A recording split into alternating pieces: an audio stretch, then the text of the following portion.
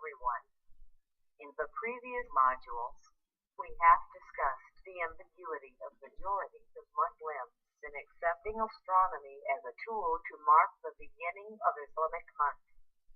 This module will explain the impact of the inexistence of Islamic calendar in spiritual and mundane lives of Muslims. The module entitled The Agony of Living Without an Islamic Calendar. We have discussed before the ambiguity in accepting the birth of crescent as the day one of the month, only because it is invisible has caused a no one day in the current Islamic calendar. The inexistence of the reliable Islamic calendar has led that all Muslim businesses virtually use the Gregorian calendar as the basis of their accounting system. We can see here in the left module, the crescent altitude is too low, and because it is too close to the set sun, whilst atmosphere is still reflecting the sunlight, of course, it is very unlikely that the crescent will be visible to the man.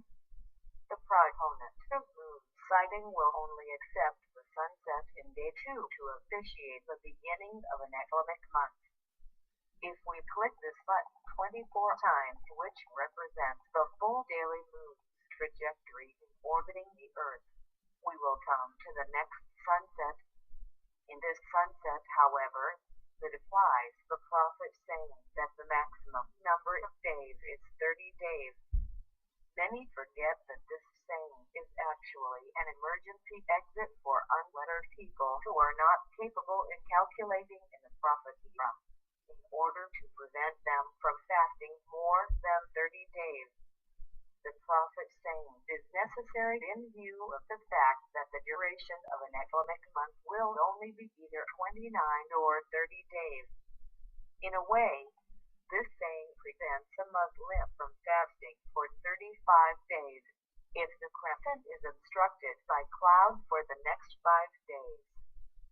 This ambiguity has caused that the day between these two sunsets becomes no one's day. In the previous screencasts, we have shown that it does not matter whether or not we can see the crescent. The crescent is actually growing larger and larger between these two sunsets. The following are the consequences if Muslims stick with the moon sighting technique. 1. The Islamic calendar will only be valid for exactly 1 month. 2. Every month Muslims have to conduct moon sighting. 3. The onset of Islamic month will officiate only a few minutes before it starts. 4. Islam will never have a reliable Islamic calendar. Now, we can see from this table, even 3 prominent Islamic calendar providers in the world have different conclusions in the determination of an Islamic month. Islamic Finders and Accurate Times concluded July 3, 2009 was coincident with 10 Rajab 1430, whilst Search Truth concluded as 9 Rajab 1430. Now, we move on to show the spiritual impacts of night using an Islamic calendar as the basis of Muslims' accounting system. Muslims started developing Sharia banking in 60 as an attempt to be free from interest-based transactions in Western banking system. Sharia economy is also developing since then. Unfortunately, the bodies of research in Islamic banking and economy are only concentrated on issues 1. Maisir or gambling. 2. Gharar or ambiguity. 3. Riba or usury. And 4. Nisab or the minimum amount of the wealth, which is zakatable. One issue is totally neglected, however. That is called or maturity issues. Maturity in an accounting system is always something to do with a calendar system has its time-based management system. In October 36 to 37 and year 5, the Almighty body has proclaimed that Muslims must use the Islamic calendar for their spiritual and mundane lives. The right module will show you the potential of unpaid zakat when Muslims' business is using the Gregorian calendar as the basis of his or her accounting system.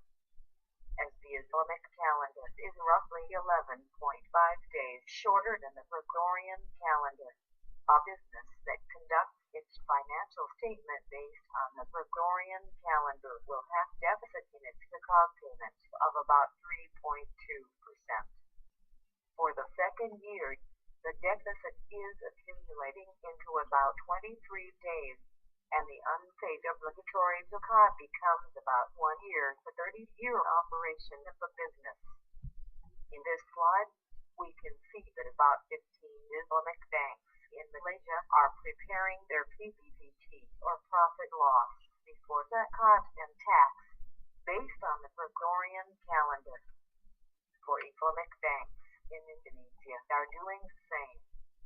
Islamic Bank of Britain, Sharjah Bank, I believe it's in the United Arab Emirates, Masan Bank in Pakistan. Why? 1. Because we thought that Muslims' mundane lives are separated from the spiritual ones. 2. Reluctance in accepting science, i.e. astronomy, as a viable means for determining the onset of Islamic month. 3. Adding an additional prerequisite of a minimum altitude of crescent, which is groundless, to come up with ambiguity of the Islamic calendar. Theoretical hypothesis of the zakat payment deficit has reached an astronomical figure of almost $10 trillion, with assumptions. 1. Muslims have been practicing businesses without using an Islamic calendar as the basis of their accounting system for 1,200 years. It is therefore equivalent to some 40 years unpaid zakat. 2. Obligatory type or zakat is 2.5% per annum. 3. Current estimated world Muslims' assets are $10 trillion. Experimental problem in conducting research to support the above theoretical hypothesis are: 1. Lack of sufficient information, as we need at least 20 years of continuous financial statement of Muslims' business entity with some additional technical prerequisites. 2.